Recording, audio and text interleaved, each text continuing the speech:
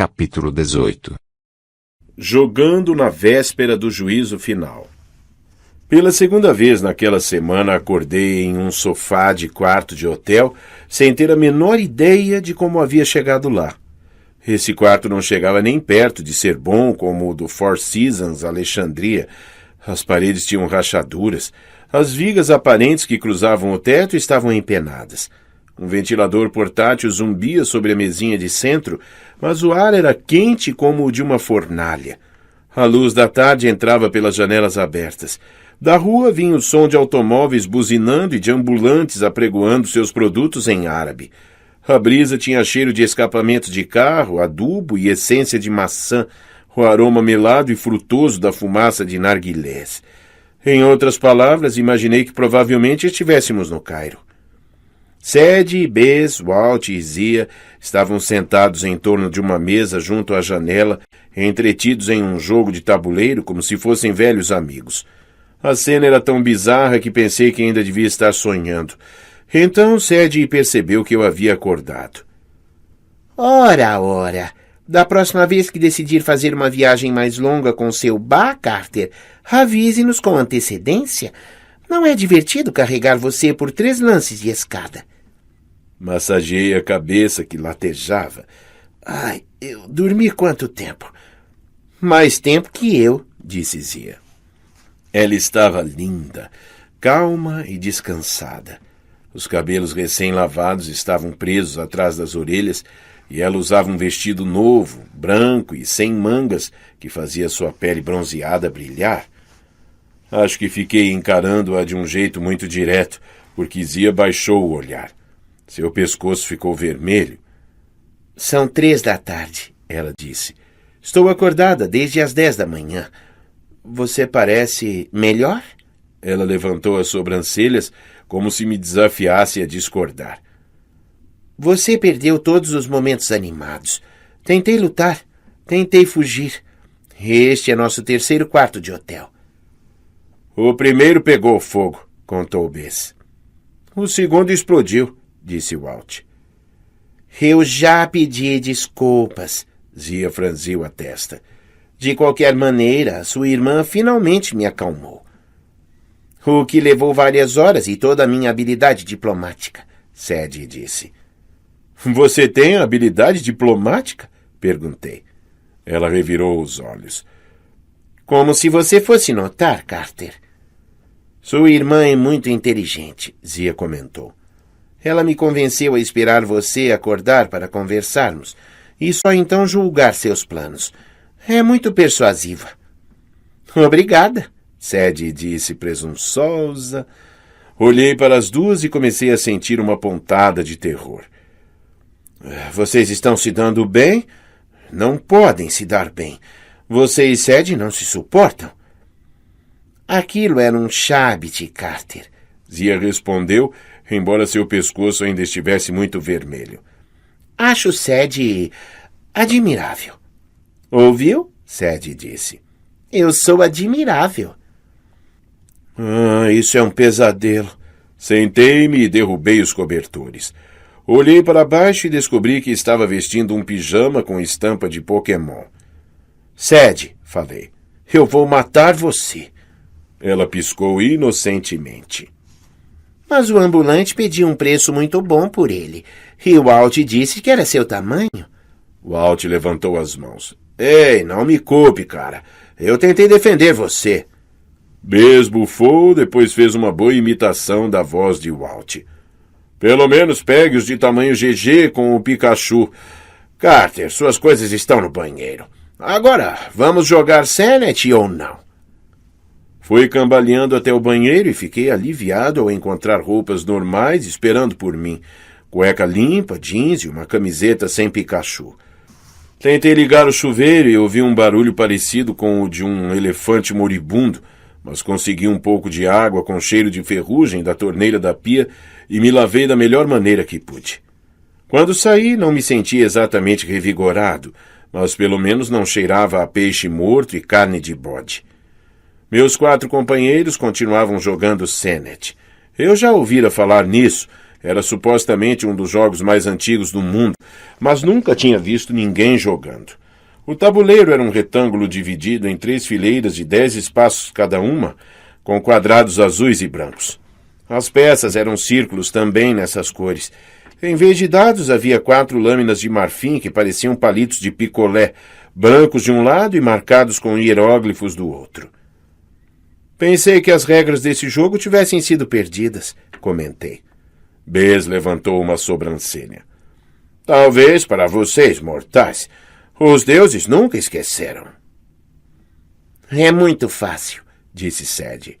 Você faz um S em torno do tabuleiro. A primeira equipe a levar todas as peças ao final é a vencedora. Ha! Disse Bess. O jogo é tão mais complexo que isso. São necessários anos para dominá-lo. É mesmo, Deus anão? Zia jogou os 4 palitos e todos caíram com as marcas para cima. Domine essa. Sadie e Zia se cumprimentaram animadamente. Pelo visto, elas formavam uma equipe. Sadie movimentou uma peça azul e jogou outra branca de volta ao início. Walt, Bess resmungou. Eu falei para você não mexer naquela peça. Não é minha culpa. Sadie sorriu para mim. Meninas contra meninos. Estamos apostando os óculos de Vlad Menshikov. Ela mostrou os óculos quebrados de armação branca que Sete lhe entregara em São Petersburgo. O mundo está prestes a acabar e vocês estão apostando um par de óculos? Perguntei. Ei, cara, Walt respondeu. Somos multitarefas. Ficamos conversando durante umas 6 horas, mas tínhamos que esperar você acordar para tomarmos decisões, não é? Além do mais, acrescentou Sadie, Bess nos garantiu que não se pode jogar Senet sem apostas. Isso abalaria as fundações do Maat. É verdade, confirmou o anão. Walt, jogue logo. Walt lançou os palitos e 3 caíram com as marcas para baixo. Bess praguejou. Precisamos de uns 2 para sairmos da casa de Atum-Ra, garoto. Já não expliquei? Desculpe. Eu não sabia o que fazer, então puxei uma cadeira. A vista da janela era melhor que eu imaginava. A 1 ou 2 quilômetros de distância, as pirâmides de Gizé brilhavam vermelhas ao sol da tarde. Devíamos estar na periferia a sudoeste da cidade, perto de Mansura. Eu havia estado naquela região umas 10 vezes com meu pai a caminho de vários sítios de escavação. Mas ainda assim era desorientador ver as pirâmides tão próximas. Eu tinha 1 milhão de perguntas. Precisava contar a meus amigos sobre a visão de Melba. Antes que eu conseguisse criar coragem, no entanto, Sadie começou um longo relato sobre o que eles haviam feito enquanto eu estava inconsciente. Na maior parte do tempo, ela se concentrou em como eu era engraçado dormindo e como eu choramingara quando me tiraram dos 2 primeiros quartos incendiados. Ela descreveu o excelente pão sírio fresquinho, com falafel e carne temperada, que eles comeram no almoço. Lamento, não guardamos nada para você. E as grandes pechinchas que conseguiram durante as compras no souk, o mercado aberto local. Foram fazer compras? Perguntei. Sim, é claro, ela disse. Não podemos fazer nada antes do pôr do sol mesmo. Foi o que Bess nos falou. Como assim? Bess jogou os palitos e moveu uma de suas peças para a casa da chegada. O equinócio, garoto. Estamos bem perto dele agora. Todos os portais do mundo vão parar de funcionar, exceto em 2 momentos. Pôr do sol e amanhecer, quando noite e dia estarão perfeitamente equilibrados. Além do mais, Sadie disse, se quisermos encontrar Ra, vamos ter que seguir a jornada dele, o que significa ir ao Duat no pôr do sol e voltar de lá ao amanhecer. Como você sabe disso? Indaguei. Ela pegou um papiro na bolsa, um rolo muito mais espesso que os que havíamos reunido. As beiradas brilhavam como fogo. O livro de Ra, ela falou. Juntei todas as partes. Pode me agradecer agora. Minha cabeça começou a rodar. Lembrei o que Horus dissera em minha visão sobre o papiro ter queimado o rosto de Menshikov. Está dizendo que leu os papiros sem problemas? Ela deu de ombros. Só a introdução. Avisos, instruções, esse tipo de coisa. Não vou ler o encantamento propriamente dito enquanto não encontrarmos Ra, mas sei aonde vamos. Se decidirmos ir, falei. Isso chamou a atenção de todos. Se? Zia perguntou. Ela estava tão perto que chegava a ser doloroso, mas pude sentir a distância que colocava entre nós. Inclinando-se para longe, mantendo os ombros tensos, indicando que eu devia respeitar seu espaço. Sede me disse que você estava muito determinado. Eu estava, respondi, até descobrir o que Menshikov planeja. Contei a eles minha visão sobre a tropa de ataque de Menshikov se dirigindo ao Brooklyn no pôr do sol e sobre seu plano de vir atrás de nós pessoalmente no Duat. Expliquei o que Horus dissera sobre os riscos de despertar Ra e que, em vez disso, eu podia usar o gancho e o mangual para lutar contra Apophis. Mas esses símbolos são sagrados para Ra, disse Zia. Eles pertencem a qualquer faraó forte o bastante para empunhá-los, respondi. Se não ajudarmos Amós no Brooklyn, seu tio e todos os seus amigos serão destruídos, Bes disse. Pelo que você descreveu, Menshikov reuniu um pequeno exército danado. Huraê, as cobras flamejantes, são coisa muito ruim. Mesmo que Bastet volte a tempo de ajudá-los, precisamos avisar Amós, disse Walt. Preveni-lo, pelo menos. Você tem uma tigela de evidência? Indaguei. Melhor. Ele pegou um telefone celular. O que digo a ele? Vamos voltar? Eu hesitei. Como poderíamos deixar Amós e meus amigos sozinhos para enfrentar um exército maligno? Parte de mim ansiava me apoderar das armas do faraó e esmagar o inimigo. A voz de Horus ainda soava dentro de mim, impelindo-me a assumir o comando. Carter, você não pode ir ao Brooklyn. Zia me encarou e percebi que ela ainda estava apavorada. Tentava controlar o pânico, mas ele ainda borbulhava sob a superfície. O que vi no lugar das areias vermelhas, aquilo me perturbou demais. Senti como se ela tivesse acabado de pisotear meu coração. Escute, lamento pela situação com o Avatar, o gancho e o mangual. Eu não queria ter assustado você, mas... Carter, não foi você que me perturbou. Foi Vlad Menshikov. Ah, certo. Ela respirou fundo, abalada. Nunca confiei naquele homem. Quando concluí meu treinamento para iniciados, Menshikov solicitou que eu fosse designada para o nomo dele. Felizmente, Iskandar recusou. Então, por que não posso ir para o Brooklyn? Zia examinou o tabuleiro de Senet como se fosse um mapa de guerra. Acredito que você esteja dizendo a verdade. Menshikov é um traidor.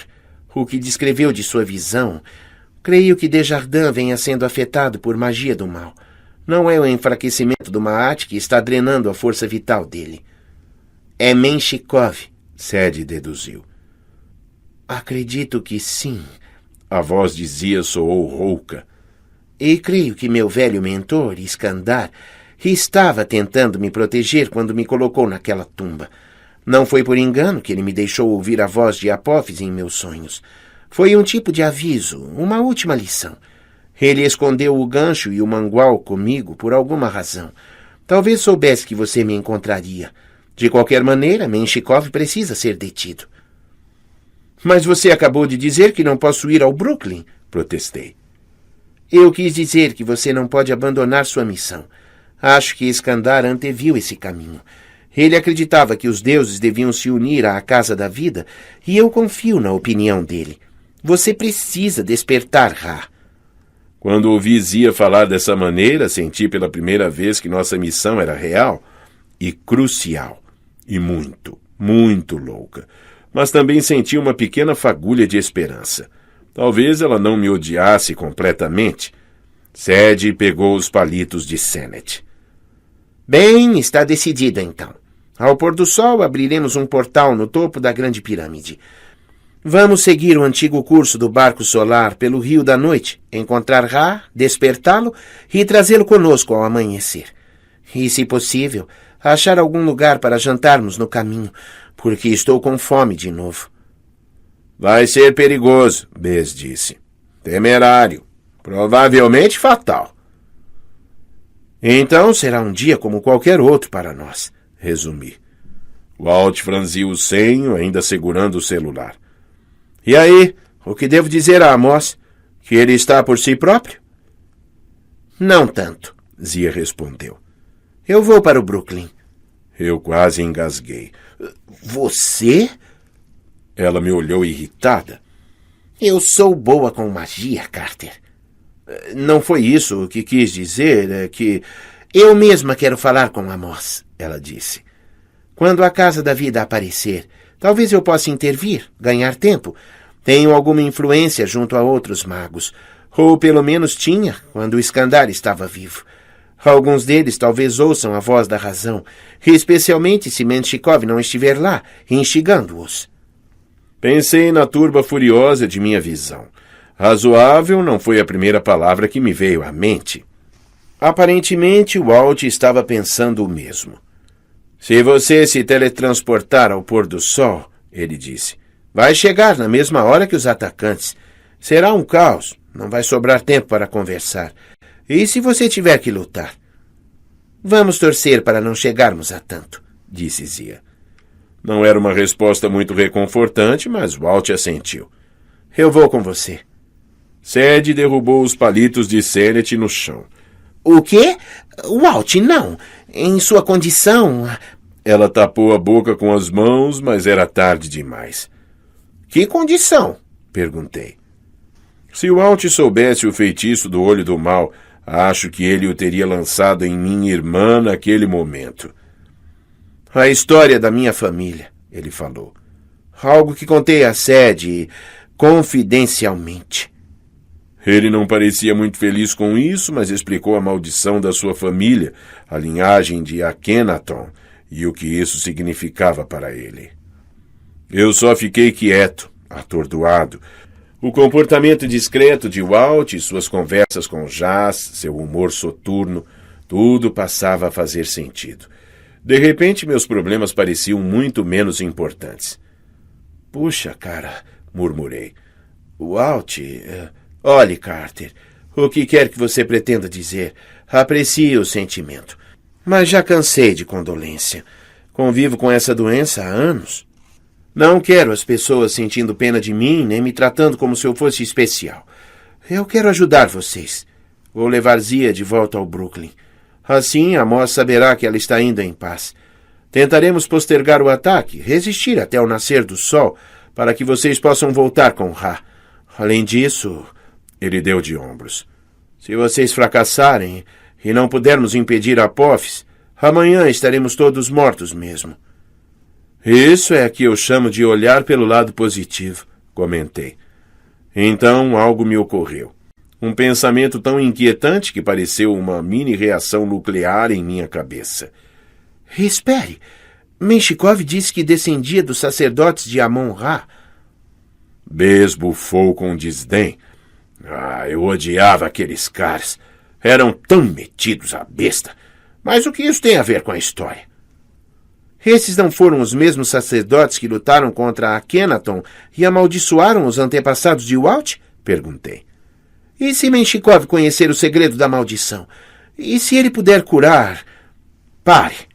A raiva na voz de Walt me pegou de surpresa. As mãos dele tremiam. Carter... Eu já estou conformado com o meu destino.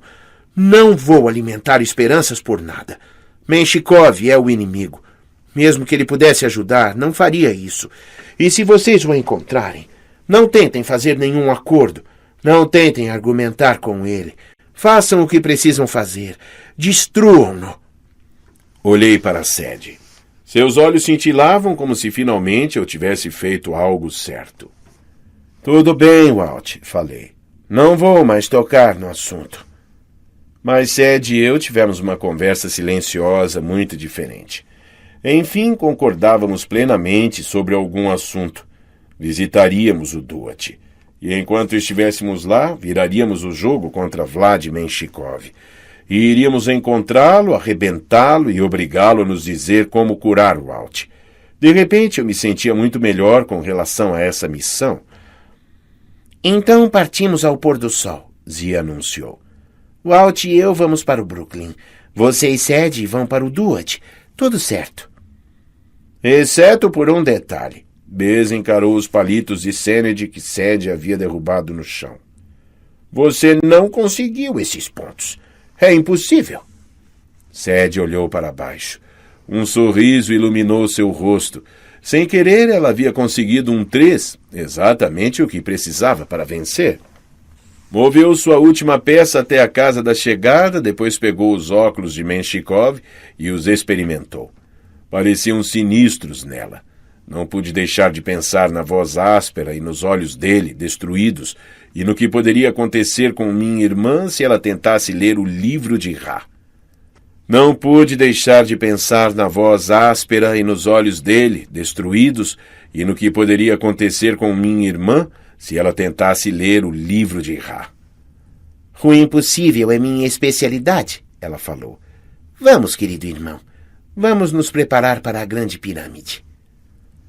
Se você algum dia visitar as pirâmides, fica a dica. É melhor vê-las de longe, tipo no horizonte. Quanto mais você se aproxima, mais se desaponta. Isso pode soar grosseiro, mas em primeiro lugar, de perto as pirâmides vão parecer menores do que você imaginava. Todos que vão visitá-las dizem isso. É claro, elas foram as estruturas mais altas do mundo por milhares de anos, mas comparadas aos edifícios modernos não parecem tão impressionantes. Já perderam o revestimento de pedras brancas e o acabamento dourado que as tornavam tão legais na antiguidade. Ainda são bonitas, especialmente quando iluminadas pelo pôr do sol, mas pode-se apreciá-las melhor de longe, sem ter que entrar no cenário turístico. Esta é a segunda questão. A multidão de turistas e vendedores ambulantes. Não importa onde você passe as férias, Times Square, Piccadilly Circus ou o Coliseu em Roma, é sempre a mesma coisa. Ambulantes vendendo camisetas e quinquilharias baratas e hordas de turistas suados reclamando e andando de um lado para o outro, tentando tirar fotos. As pirâmides não são diferentes, mas a multidão é maior e os vendedores são muito, muito insistentes. Eles conhecem muitas palavras em outros idiomas, mas o não está fora de seu vocabulário. Enquanto andávamos no meio de toda aquela gente, os vendedores tentaram nos empurrar 3 passeios de camelo, 1 dúzia de camisetas, mais amuletos do que o Walt tinha no pescoço, preço especial, boa magia, e 11 dedos de múmia legítimos que, eu supus, provavelmente tinham sido feitos na China. Perguntei a Bess se ele poderia afugentar a multidão, mas ele apenas riu. Ah, não vale a pena, garoto. Os turistas estão aqui há quase tanto tempo quanto as pirâmides. Eu vou me certificar de que não nos vejam. Vamos subir de uma vez. Guardas patrulhavam a base da Grande Pirâmide, mas nenhum deles tentou nos deter. Talvez Bess nos tenha tornado invisíveis de algum modo, ou talvez os guardas simplesmente tenham optado nos ignorar, já que estávamos com o Deus Anão. De qualquer maneira, logo descobri por que era proibido escalar as pirâmides. É difícil e perigoso. A Grande Pirâmide tem mais de 130 metros de altura. As laterais de pedra não foram projetadas para serem escaladas. Eu quase caí 2 vezes. O Walt torceu o tornozelo. Alguns degraus tinham 1,5 metro de altura e precisávamos ajudar um ao outro a subi-los. Finalmente, após 20 minutos de muito esforço e suor, chegamos ao topo. A poluição sobre o Cairo fazia tudo ao leste parecer uma grande mancha indistinta, mas para o oeste tínhamos uma boa visão do sol descendo no horizonte, pintando o deserto de carmim. Tentei imaginar como seria a vista daquele mesmo lugar uns 5.000 anos atrás, quando a pirâmide estava recém-construída. Teria o faraó Khufu ficado em pé ali, no alto da própria tumba, e admirado seu império? Provavelmente não. Ele provavelmente era esperto demais para fazer aquela escalada. Certo. Sadie largou a bolsa no bloco de pedra mais próximo. Bess, fica de olho. Walt, me ajude com o portal. Zia tocou meu braço e eu levei um susto. Podemos conversar? Perguntou. Ela desceu alguns degraus da pirâmide. Meu coração disparou, mas consegui acompanhá-la sem tropeçar e fazer papel de idiota. Zia estava olhando para o deserto. Seu rosto parecia corado no vermelho do pôr do sol. Carter, não me entenda mal. Eu sou grata por ter me despertado. Sei que agiu de bom coração. Meu coração não estava muito bom, parecia preso em meu esôfago. Mas, perguntei. Ela se abraçou. Eu preciso de tempo. Isso é muito estranho para mim. Talvez possamos ser mais próximos algum dia, só que por enquanto... Você precisa de tempo, falei com a voz desafinada. Presumindo que não vamos todos morrer hoje à noite. Os olhos dela brilhavam, dourados. Imaginei se aquela era a última cor que um inseto via antes de ficar preso em âmbar. E se o inseto pensava, uau, isso é lindo, antes de ser paralisado para sempre. Eu vou fazer tudo o que puder para proteger sua casa, ela disse. Prometa que, se tiver que escolher, vai ouvir seu próprio coração e não a vontade dos deuses. Prometo, respondi, embora não tivesse muita certeza. Eu ainda ouvia a voz de Horus em minha mente, instigando-me a tomar as armas do faraó. Eu queria falar mais, dizer a ela como me sentia, mas tudo que consegui foi sim. Zia abriu um sorriso sem vida. Sadie tinha razão. Você é, como ela disse, encantadoramente desajeitado. Ah, incrível! Obrigado. Uma luz brilhou sobre nós e um portal se abriu no topo da pirâmide. Diferentemente da maioria, esse não era de areia rodopiante. Ele brilhava com uma luz roxa, uma passagem direta para o Duat. Sadie olhou para mim. Este é o nosso. Vamos? Tome cuidado, Zia me disse. Sim, respondi. Não sou muito bom nisso, mas... sim. Enquanto escalei para o topo da pirâmide, Sadie puxou Walt para perto e sussurrou no ouvido dele. Walt assentiu, sério. Está bem. Antes que eu pudesse perguntar o que havia sido aquilo, minha irmã olhou para Bess. Pronto? Irei atrás de vocês, ele prometeu. Assim que eu fizer Walt e Zia passarem pelo portal deles. Reencontrarei vocês no Rio da Noite, na quarta casa. Na quarta o quê? Perguntei. Vocês verão, ele garantiu. Agora vão. Olhei para Zia mais uma vez, imaginando se essa seria a última vez que a veria. Depois Sadie e eu pulamos no portal roxo turbulento. O Duat é um lugar estranho. Sadie acabou de me chamar de capitão óbvio. Mas, isso é algo que vale a pena comentar.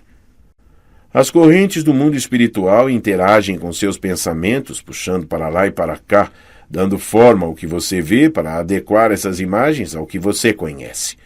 Então, embora tivéssemos penetrado em outro nível de realidade, o lugar parecia o cais do rio Tamisa, perto da casa do vovô e da vovó. Que falta de consideração, Sadie disse. Entendi o que ela queria dizer. Era difícil para Sadie estar de volta a Londres depois de sua desastrosa viagem de aniversário. Além do mais, no último Natal, havíamos começado ali nossa primeira viagem ao Brooklyn.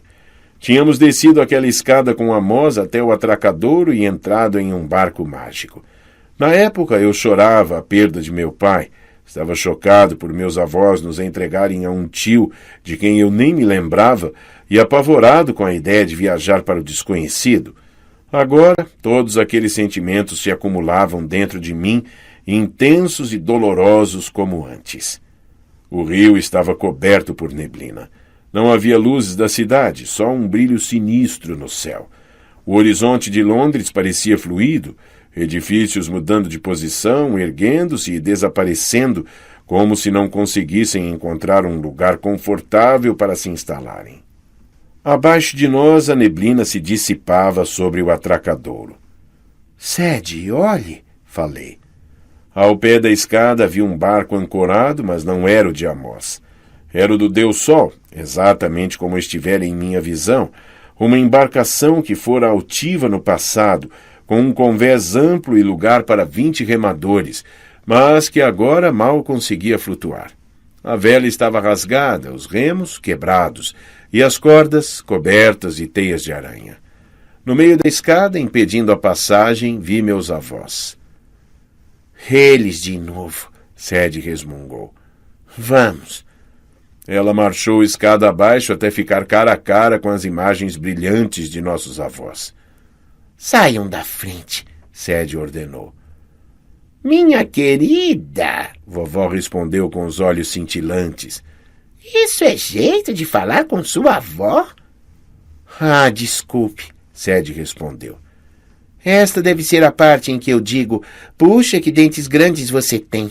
Você não é minha avó, Neckbet. Agora saia de minha frente.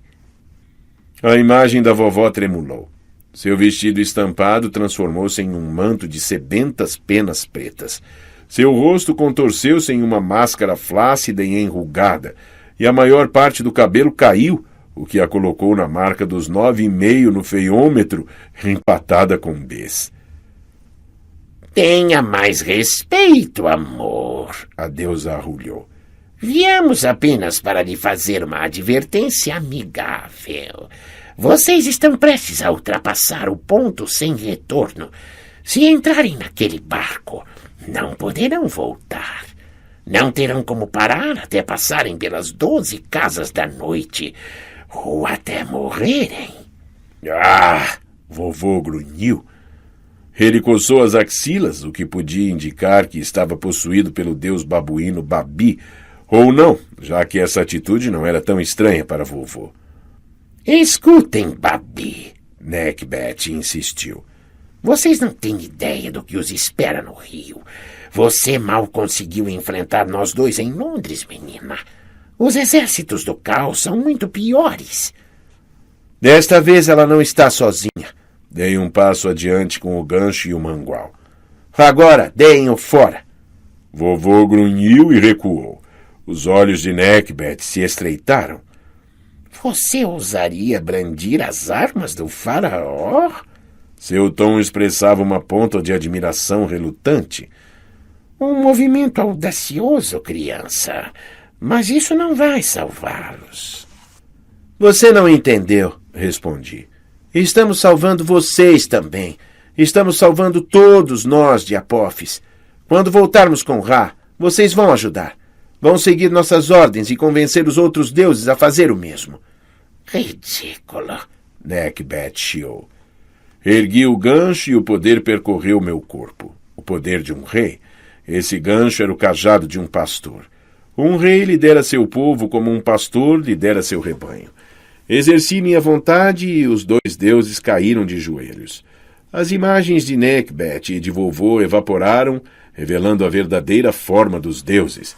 Neckbet era um abutre gigantesco com uma coroa de ouro na cabeça e um elaborado colar de joias no pescoço. Suas asas ainda eram negras e encebadas, mas brilhavam como se ela tivesse rolado em pó de ouro. Babi era um babuíno cinza imenso com olhos flamejantes vermelhos, presas do tamanho de cimitarras e braços grossos como troncos de árvore. Os dois me olhavam com puro ódio. Eu sabia que se hesitasse, se deixasse falhar o poder do gancho, eles me destroçariam. Jurem lealdade, ordenei. Quando voltarmos com Ra, vocês obedecerão a ele. Vocês não vão conseguir, Neckbet disse. Então não há nenhum mal em jurar lealdade. Jurem! Ergui o mangual de guerra e os deuses se retraíram. Ah! Babi murmurou. Nós juramos, disse Neckbet. Mas é uma promessa vazia. Vocês vão navegar para a morte. Movi o gancho no ar e os deuses desapareceram na neblina. Sadie respirou fundo. Ai, muito bom. Você mostrou confiança. Uma encenação completa. Eu sei, ela disse. Agora vem a parte difícil. Reencontrar Ra e despertá-lo. E jantar em algum momento, de preferência. Sem morrer. Olhei para o barco. Thoth, o deus do conhecimento, uma vez nos dissera que sempre teríamos o poder de invocar um barco quando fosse necessário, porque tínhamos o sangue dos faraós. Mas nunca pensei que seria esse barco, e nesse estado lamentável. 2 crianças em uma embarcação decadente, sozinhas contra as forças do caos. Todos a bordo, falei para a sede.